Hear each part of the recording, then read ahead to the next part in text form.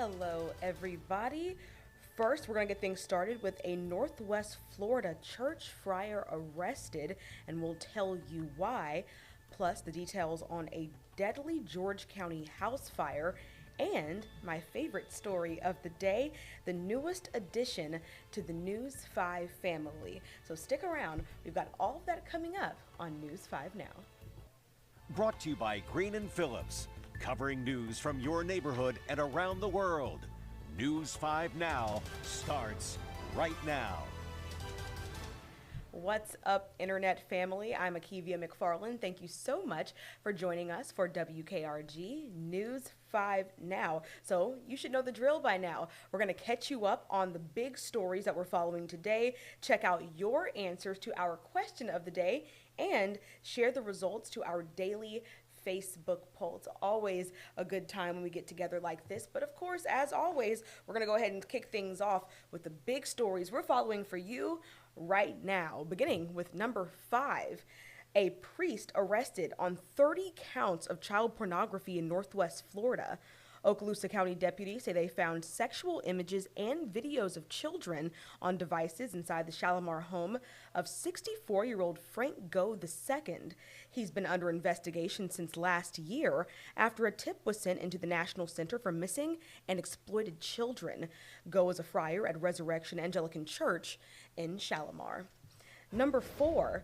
A mother claims detention officers at Strickland Youth Center have repeatedly abused her son over the past few years.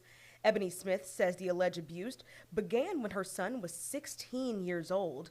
She says her most jaw-dropping allegation concerns an incident from February of 2023. Smith says her son clogged the toilet in his room in an effort to get the attention of an officer and was allegedly hog-tied with shackles when they arrived. Smith is calling for more extensive background checks on those who applied to become detention officers. Just this week, one officer at Strickland was fired for allegedly punching a 17-year-old detainee in the face. Of course, we'll be keeping an eye on that story and giving you updates as we learn them. Number 3, a George County couple died in a house fire last night. Rachel and Davis Ware were killed when their house on Buckley Road in the Barton community caught fire around 10:15. 5 volunteer fire departments, including Hurley, Barton, Basin, Central, Agricola, and Twin Peak, responded to that fire. Now, the cause of it remains under investigation, but officials believe it was an electrical fire. Of course, that is very, very sad, very tragic for that family, and we are keeping them in our thoughts and our prayers. Number 2. Later this month, city leaders in Atmore are going to hold a public meeting to discuss a possible citywide curfew. The meeting will be held on Thursday, January 23rd at the Atmore City Hall on East Louisville Avenue. Mayor Jim Staff and members of the Atmore City Council will be on hand to hear any of your concerns, and Atmore's police chief will also be there to answer questions from residents. So you can see that on your graphic there. Once again, that's January 23rd, 5:30 there at the Atmore City Hall. So if that concerns you, please do not miss it. And number 1, my favorite story of the day. The WKRG News 5 family just got a little bit bigger with the birth of a star. Meet beautiful Ella Jane Carithers. Meteorologist Caroline Carithers and her husband welcomed this beautiful, healthy baby girl early this morning, and I'm sure you can hear it in my voice.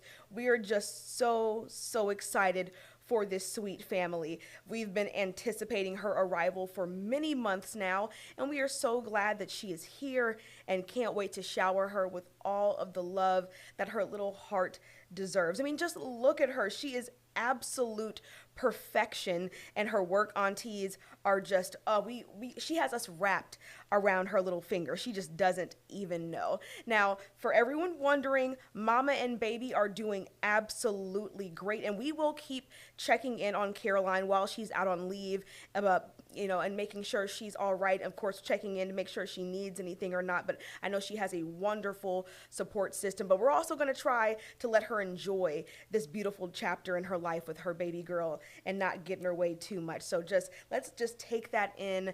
Once again, congratulations to the Carithers family. She is such a blessing, and oh my God, she is absolutely the most stunning thing I've ever seen. She is the story, she is the moment, and we just love us some Ella Jane. So there you go. Those are our big stories that we're following for this hour. But now it's time to go ahead and get into that question of the day.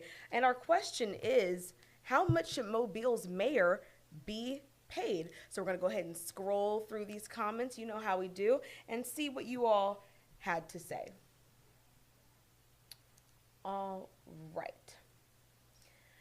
Starting off at the top, Doug McDonald says, too late for this one, but the next mayor needs to have term limits.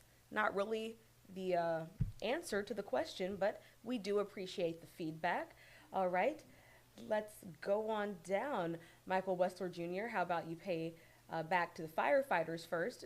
I think all of our first responders could probably, use a little bit more. Of course, they do a lot to keep our city safe and things of that nature, so let's keep on moving. Jim Farrell says salary should be dependent on the promise they make and how much of they actually do. That is an idea there. Thank you very much for your feedback on that one, Jim. All right. And we have David Parnell saying should be voluntary, no pay, a public servant, and office they want. All right. Well, that's a hot take there. I'm sure some people agree with you, but I think a lot of people would also say that if you should be paid for a job you're doing, but we all have our thoughts on that.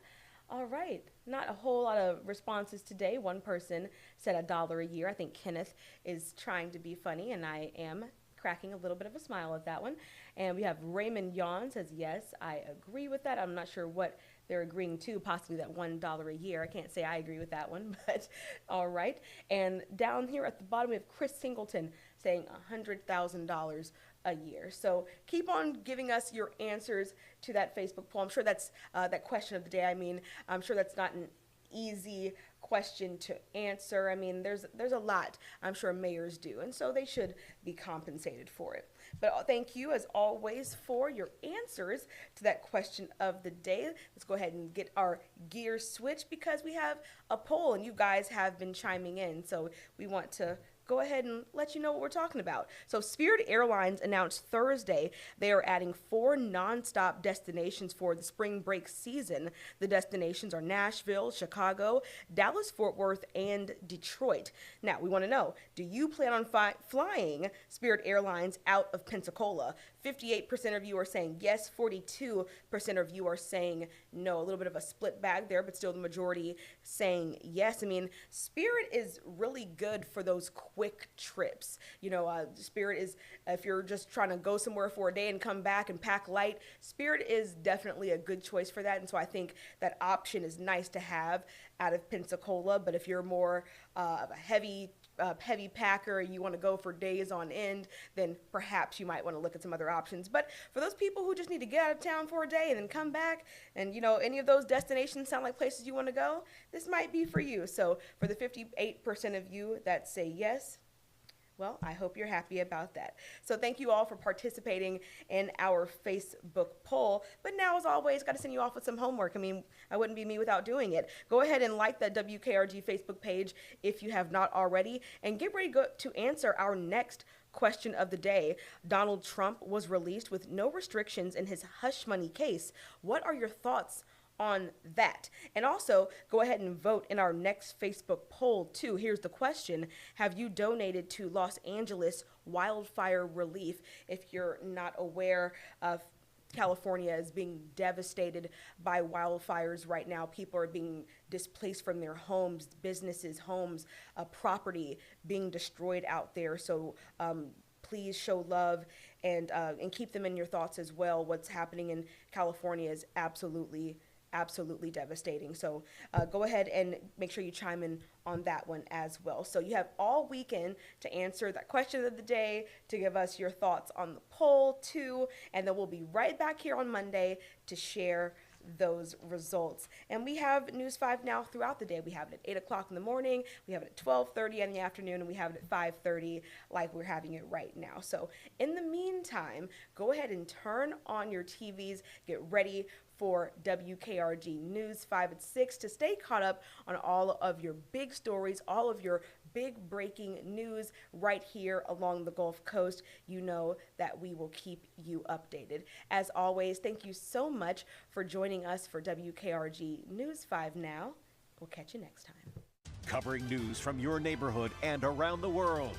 You are watching News 5 Now, brought to you by Green & Phillips.